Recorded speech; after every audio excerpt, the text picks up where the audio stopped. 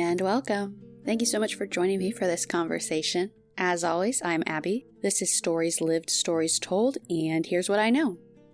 We have choices about the way that we communicate. A lot of us grow up and kind of just internalize or learn about communication from the patterns that are modeled to us, which may or may not be healthy and effective patterns of communication. We take those in and we kind of understand communication to be what we grew up with. And unless you study communication, then you might never realize that you have other options about how to communicate, and also that those choices can be really tangible, that we could talk about them in a really real way and kind of identify the choices that we have around how we communicate.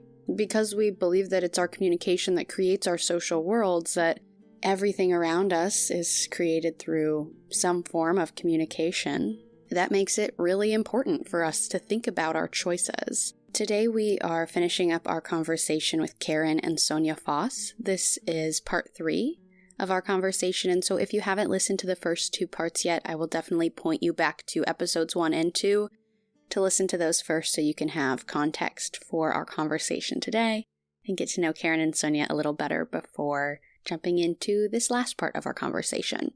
In today's conversation, Karen and Sonja offer some great strategies that have to do with our choices that we have around communication and how we can change our reality by changing how we perceive our reality.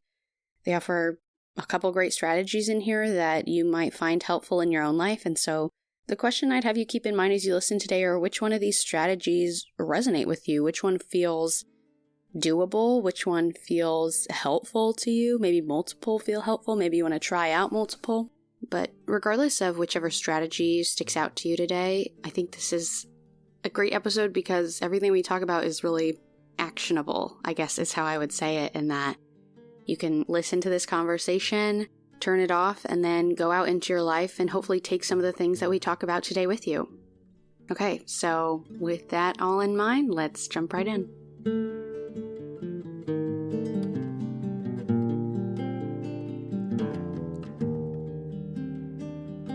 I think where I'm coming from with this question is that you giving your whole background, it's very clear how your life experiences affected the work you've ended up doing. And so I'm curious about the reverse of that. You know, at this point in your careers, how has the work that you've done shown back up in your personal life outside of the work that you do in terms of those concepts, the language, the tools, and the skills that you've learned over the years? The core of this, as you know, for us is interpretation. So the awareness that we have choices, that we can always make changes, continues to operate in our own lives. I think if we had to say how we live our lives, is this a world in which I want to be living? So if it's not the world in which I want to be living, what are you going to do about it? And I think we have certain strategies that we use that come out of social construction, that come out of feminism, that we're unconsciously using sometimes and maybe more consciously other times, so that we do create the worlds that we want. So I think we have taken this to heart. Maybe it was part of how we kind of always operated in the world, but our work has given us the language for it, and now we can more deliberately apply it. So let's just give a few examples of the kinds of strategies we use for interpreting differently. And I think the first one of this will be familiar to those who know about CMM. It's reframing. And as we've said, we're always selecting ways to interpret, and reframing simply involves selecting new frames to put around something. So to transform a situation or a condition into something that's benign and harmless. So we're essentially viewing a situation from a different vantage point. So if we call something a problem, for example, if we change and call it an opportunity, that makes it less of a problem. gives us ways to generate resources and options that we didn't have before.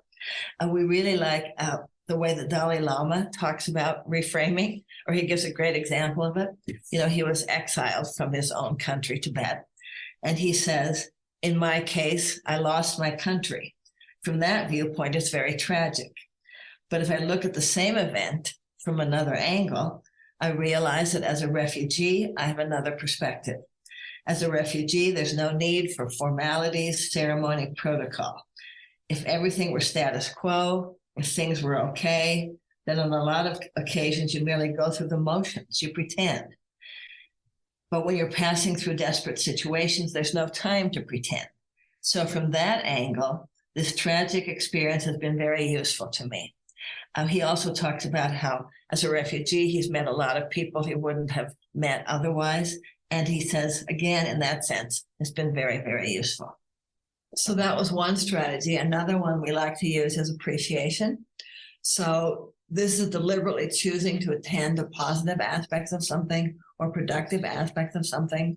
And with appreciation, compared to sort of thanking somebody afterwards, you proactively, before the fact, appreciate someone or something in order to shift the energy or to set up the energy that you want to have happen.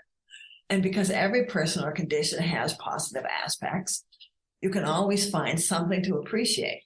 Again, we've got an innumerable amount of symbols, so start applying a different set here. This can be as simple as making a list of someone's positive qualities, like the boss you don't like, and going over it every day and putting it in your refrigerator or whatever. We really like the example that Alice Walker gave. And I actually heard her speak a few days after 9/11. And this is the example she gave because everyone was wanting to go off to war and blah, blah, blah, blah, blah. And she told this example of a tribe in South Africa where when a person asks or acts irresponsibly or inappropriately, there's a big tribal ceremony where the person is placed in the center of the village, and every person in the tribe comes and says every positive thing they can think about that person, every good thing they've ever done. And this process often lasts for several days. And at the end, the tribal circle is broken. There's a big celebration. The person is symbolically and literally welcomed back into the tribe. So a very different to conflict situations. So, Sonja, do you want to do another one? Another one that we like is called enactment. And this is where you act in alignment with the interpretation that you have chosen. So displaying in my own life the changes I desire, trying to embody the world as I would like it to be. And we keep quoting Sonia Johnson here. We like her stuff a lot. She summarizes this as live today as you want the world to be. And of course, we all know Gandhi's, we must become the change we want to see. And this strategy is actually based on something from quantum physics that says time is not linear the way we usually think of it. We think of time as past, present, future, and it's passing kind of like a river. Well, quantum physics says no, past, present, and future are all mixed together. Like it's like a big ocean, and we're the fish swimming in this ocean with all this time mixed together. So what this means is that the means are the ends. So whatever we are doing in this present moment is the end or the future that we are producing. So it's both our experience of now and the outcome. So the world we want is either right now or it's never. We are creating the world in which we live now and in which we will live in the future. So this means we want to act out or embody the interpretation we've chosen of something, even and especially when the external conditions don't support that interpretation. So we want to behave as if the situation has changed, even if it hasn't yet. So if we want a world, for example, where women are not afraid, we have to be unafraid right now. So we stop going to take back the night marches, because take back the night assumes that you have to take back the night because you're afraid of something. I think that is a really interesting place that I find myself in. And I think, fourth wave feminists or whatever you would want to call this time right now is, yeah, how do you live in between that, envisioning the better social world and saying what you want, embodying that, realizing that, and also acknowledging where you are right now and what is true, because it is true that scary, bad things happen to women at night. So how can you find that balance of saying what I want for the future is already so because I'm making it so? And I Yes. also acknowledge ways that I need to keep myself safe. That's probably a whole other podcast on its own, but that's just what came up in my mind. Were you thinking about, and, in your book, presenting all the different waves. And I feel like it's really helpful for me to be able to see the constancy that's through all of them, but also the really, really unique challenges that each one faced.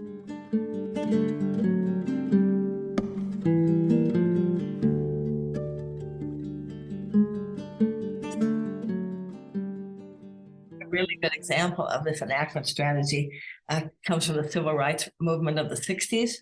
And this was obviously when Blacks were challenging the laws, especially in the South, that discriminated against them. And this group called the Student Nonviolent Coordinating Committee, SNCC, started to do these sit-ins at lunch counters in Woolworths and other department stores. And they weren't supposed to, they weren't allowed to sit and eat at those lunch counters. And so these students would just take a seat. They would be reading, studying, talking quietly among themselves. They were very polite, but they just did not move when they were asked to move. So they were living as if segregation did not exist.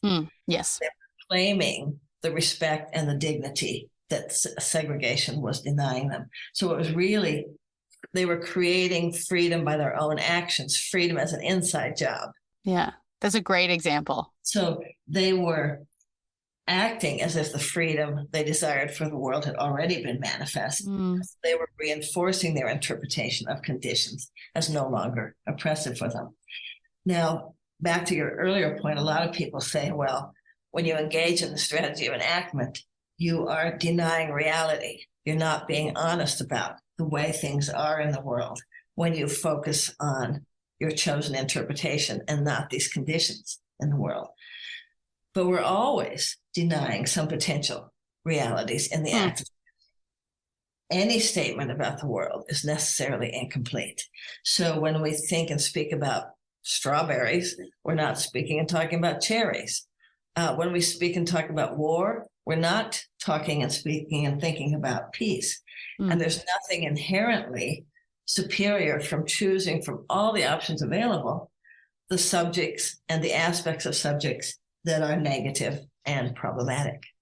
So another strategy that we use is to focus on desired outcomes. And this follows naturally, I think, from enactment, in the sense that when you resist or oppose something that you don't want, you're really creating more of it, because communication is generative. Sonja Johnson, our favorite, says, we resist, persist. And she gave this wonderful example that really brought it home to us. She said, imagine patriarchy as a fort on a hill. And for centuries, women have been running at this fort and trying to break down the doors and, vault over the walls and whatever, cross the moats. And what are the men doing inside? They're strengthening things. They're reinforcing things. They're making it even more concrete and more tough. So we're just getting what you don't want while you keep resisting and banging up against something and struggling to get something out of your life or struggling to get something to change. You're giving that thing or person power. Will you say that quote one more time from her? What we resist persists. What we resist persists. Yeah, that's good. So rather than giving that power, reinforcing something as reality that we don't want, focus on what you do want, pivot, turn to something positive. A good example, I think, that helps people understand this is if you go through a buffet line at a cafeteria, you pick out the food you like to eat, but you don't go running to the manager and telling them they have to remove the mushrooms because you don't like mushrooms. We let them stay on the buffet table. We just don't choose them. So I think the same holds true with communication. Why don't we communicate and choose what we want rather than demanding that what we don't want be somehow removed from the equation. And they've actually found that lots of programs that are designed to change people's behavior, like, did you ever hear of Scared Straight, where they took kids into prisons? That actually increased criminal activity among these kids. Or the DARE drug program increased drug use. Or Prohibition, more alcohol was drunk during Prohibition because all the laws that dictated where you could have alcohol went away. So there were thousands more speakeasies scattered all over the place. Instead of 2 saloons or something, there were 10 speakeasies. So when you're focusing on what you don't want, that's what you get. I think the modern example of that is with abortion legislation. Of if you make abortions illegal, that's not saying people aren't going to get abortions. They're just going to do them. That's right. In an unsafe way. Yes. Well, and actually, speaking about abortion, Sonja Johnson, when Roe versus Wade first passed, she said, "Oh no, wrong way to do it, because now we have to constantly keep fighting to keep that in place." Right. She said, what we needed to do was get one woman on every block who knew how to do an abortion. Another strategy we call joyful allowing. And just as we want to be allowed to create our own life experiences, we have to let others do the same. We have to allow them to be as they choose in the world.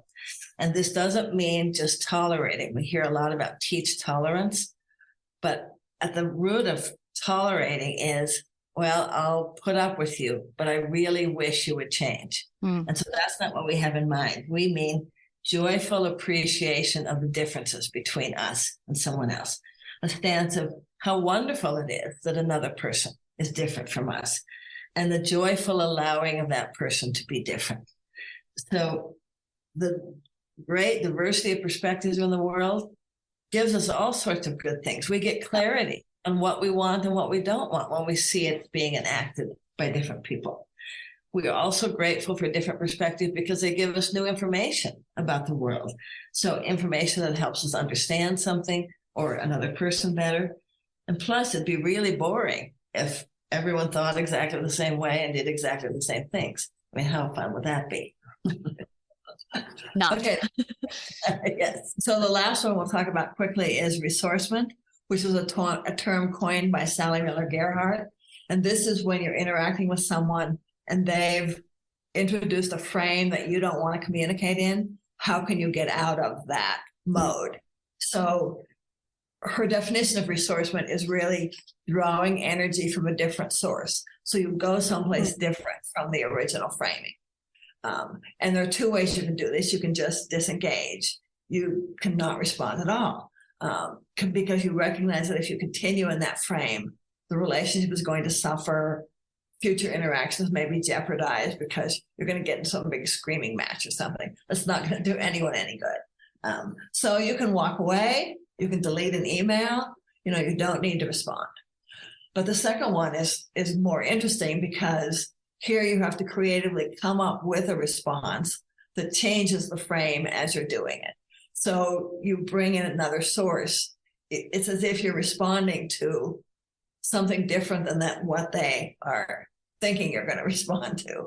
A good example of this comes from the movie The Long Walk Home, where the women are Black and white women are together walking during the bus boycott. And during the civil rights movement. And they're surrounded by this group of angry men at one point. And normally women would, try to stop them or talk to them or whatever. But these women just join hands and start singing a gospel song. So what can you do with that? It just changes the interaction. Another one we like is the boring Baroque response, which was created by Suzette Haydn Elgin. And this is if you're a waiter in a restaurant and you get constantly harassed by some guy who wants you to go out with him. And finally, most women would keep saying, no. Then you're responding in the same frame. But you can also just ignore the content of the message and start telling this long story. This is the boring Baroque. oh, well, the reason I won't go out with you is because I grew up in North Dakota. And I remember sitting on my swing when I was 8 years old, watching the wheat waving in the breeze. You just babble. And pretty soon the guy just kind of want to stop. What's he going to do? But what's interesting is, as a way to handle sexual harassment, you don't need to hire a lawyer. You don't need to go to HR. You don't have to have a bunch of money. You just have to tell a story that you can make up on the spot. So it's also a really nice way for women who we might think of as not having the resources to handle sexual harassment well. They absolutely do have the resources. So anyway, it's refusing to participate in the frame and coming up with a much more creative one. So those are the major strategies, I think, that we like to apply. Yeah, those are great. That we hope other women might start using some of these as well. Mm-hmm. Written about a lot of them in many of our books. I think the way you spoke about them and the way you've written about them does make them really accessible, which I think is just, so important and is, my goal. And so I appreciate the contribution of that. Using those examples makes it more tangible, I think, as something that we actually could adopt into our own everyday lives. Because I think that when I say, oh, it's our communication that creates our social worlds, even I think some people are like, communication? What do you mean by that? That's so abstract. Or they go to persuasion. That's not what you're talking about? No, not really. What's a social? Yeah, what's a social? Yes. And so it's like, how do I, make that a tangible thing? Because it is, not some abstract force in the wind floating by, but it's, real tangible things that we have and people have studied.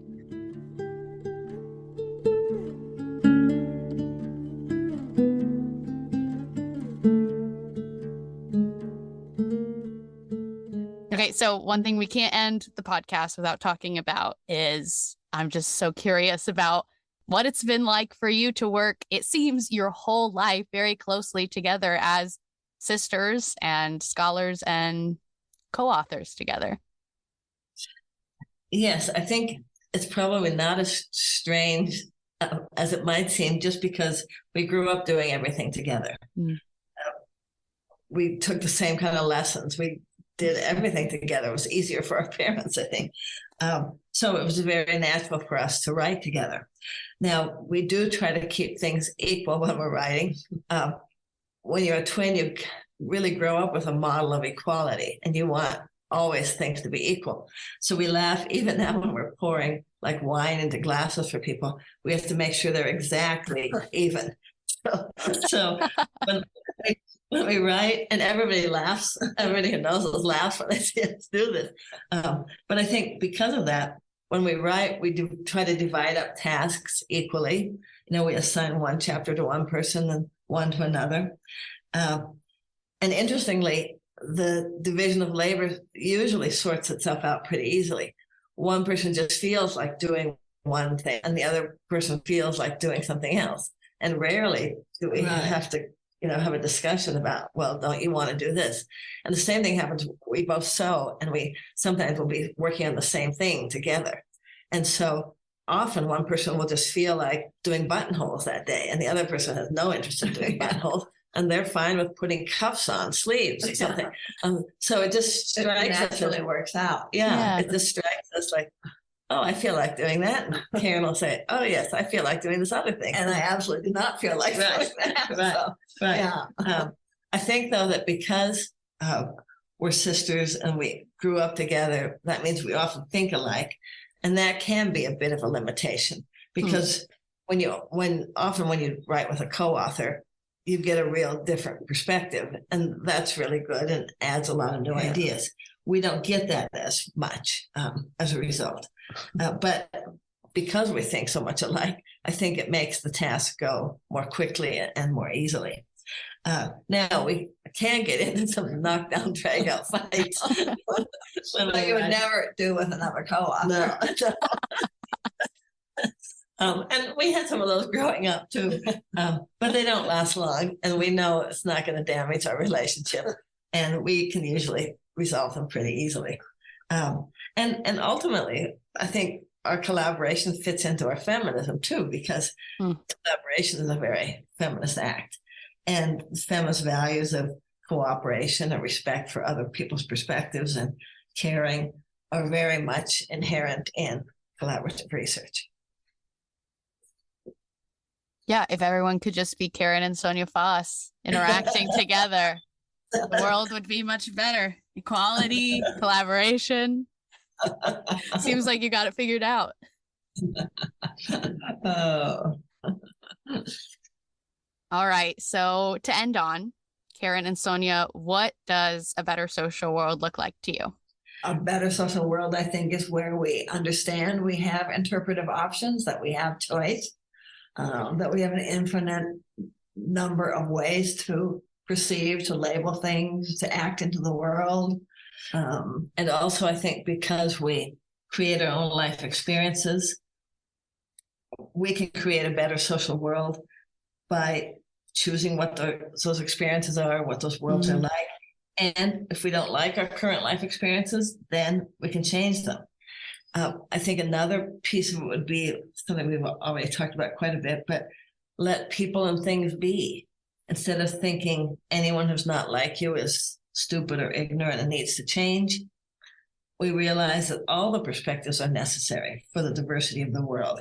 And so in this better social world, we delight in how different other people's choices are from ours. Yeah.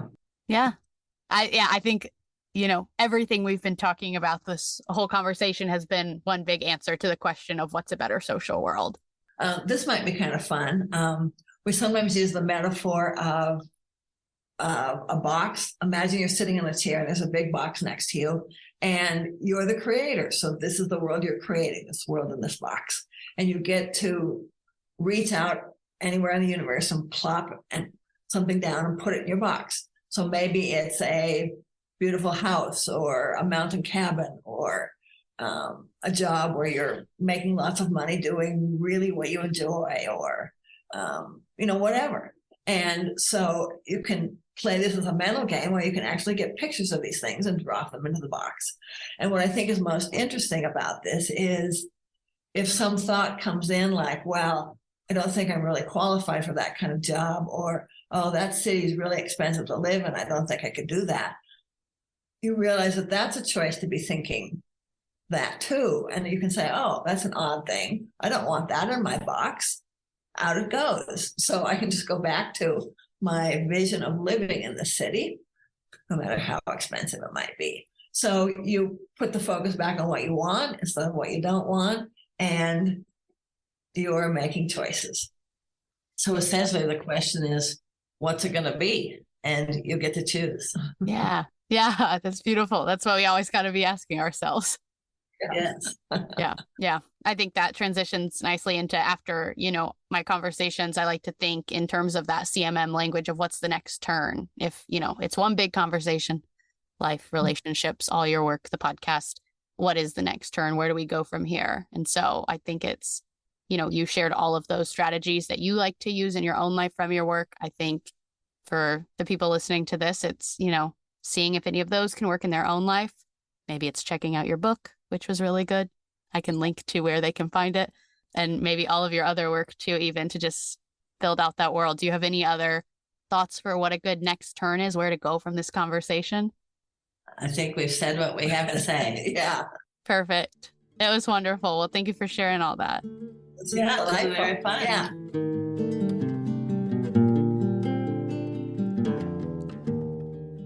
Okay, that is all for the final part of our conversation with Karen and Sonja Foss. A huge thank you to them for agreeing to be guests and for sharing their knowledge and also their passion and excitement for everything that we talked about, this intersection of communication and feminism, for sharing that so readily and freely with all of us. I think they are a great example of what we talked about in part 2 of our conversation as far as what an ethical form of persuasion looks like, which might be just being excited about the things that excite you and not being ashamed of that and leaning into it and letting that be what excites others, in a kind of contagious way. Anyway, I think we have been left with a lot to think about from these 3 conversations. And so, as always, I hope you'll keep ruminating on what you've heard and things that stick out to you, things that you had questions about, things that you resonated with, things that you didn't understand, there's more conversation to be had off of this conversation, as we know. As always, I get to do this podcast with support from the CMM Institute for Personal and Social Evolution. I'm really excited about the mission that the CMM Institute has and all the various initiatives, including this podcast that we get to do, that are perfect examples of acting in a way that is aligned with the goal of creating better social worlds, and just in everything we do, asking ourselves, how can we create better social worlds through our communication right now? So a huge thank you to the CMM Institute and everyone there that has supported me. And a special thank you to Rick Spann, who's also a member of the CMM Institute and was kind enough to provide the music for this podcast so generously so that we might continue to find layers of meaning in all kinds of forms, including our music. And last but not least, I appreciate you if you can take the time to follow the show wherever you listen. Leave a rating, leave a review, share an episode that's been meaningful to you with someone who you'd like to invite into the conversation. And then, of course, you can connect with me. Like I said, maybe you have lingering questions, or maybe something we talked about has gotten you really excited. I'd love to hear either or all of the things that these episodes make you think, so please connect with me. You can do that in a couple different ways. One is through email, storieslived.storiestold@gmail.com. You can also contact me through the website, which is storieslived.storiestold.com. You can find me on Instagram at storieslived_storiestold_pod, and comment on YouTube, which is just Stories Lived, Stories Told. So I hope you'll reach out to me, and as always, I appreciate keeping this conversation going with you. Thank you for showing up. Thank you for being curious, and thank you for being a part of this story today. As always, I'm Abbie, and this has been Stories Lived, Stories Told.